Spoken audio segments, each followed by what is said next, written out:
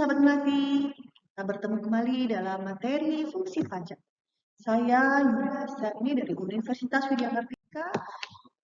Bahas masalah kenapa ya kita harus bayar pajak? Kalau kita bayar pajak itu untuk apa? Nah, kita akan melihat dasar hukum dari pajak ini sendiri diatur dalam Undang-Undang Nomor 28 Tahun 2007 dalam Pasal 1 Ayat 1 dan Pasal 1 Ayat 2. Pajak adalah kontribusi wajib kepada negara yang terutang oleh wajib pajak pribadi atau badan yang bersifat memaksa berdasarkan undang-undang dengan tidak mengurangi imbalan secara langsung dan digunakan untuk kepentingan rakyat bagi sebesar-besarnya kemakmuran rakyat. Ayat 2, wajib pajak adalah orang pribadi atau badan yang meliputi membayar pajak, memotong pajak, memungut pajak, yang mempunyai hak dan kewajiban perpajakan sesuai dengan peraturan perundang-undang perpajakan. Pajak memiliki 4 fungsi, yaitu 1 fungsi anggaran, kedua fungsi mengatur, ketiga fungsi stabilitas, keempat fungsi redistribusi pendapatan, di mana fungsi anggaran adalah 1, sebagai sumber pendapatan negara. Pajak berfungsi untuk membiayai pengeluaran-pengeluaran negara. Untuk menjalankan tugas-tugas rutin negara dan melaksanakan pembangunan, negara membutuhkan biaya. Maka biaya ini diperoleh dari penerimaan pajak. Yang kedua adalah fungsi mengatur. Pemerintah mengatur pertumbuhan ekonomi melalui kebijaksanaan pajak, di mana fungsi ini pajak bisa digunakan sebagai alat untuk mencapai satu tujuan. Yaitu apa? Contohnya adalah dalam rangka menggiring penanaman modal. Baik dalam negeri ataupun luar negeri diberikan berbagai macam kualitas keringanan pajak. Dalam rangka apa?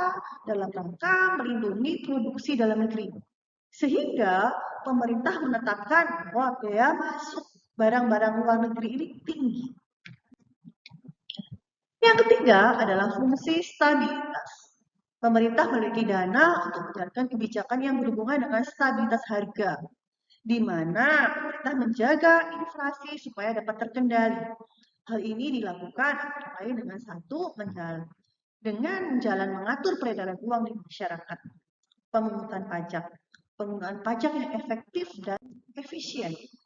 Yang keempat adalah fungsi redistribusi pendapatan, yaitu pajak yang sudah dipungut oleh negara akan digunakan untuk membiayai kepentingan umum dengan melaksanakan pembangunan, sehingga apabila pembangunan berjalan, maka membuka kesempatan kerja yang pada akhirnya dapat meningkatkan pendapatan masyarakat.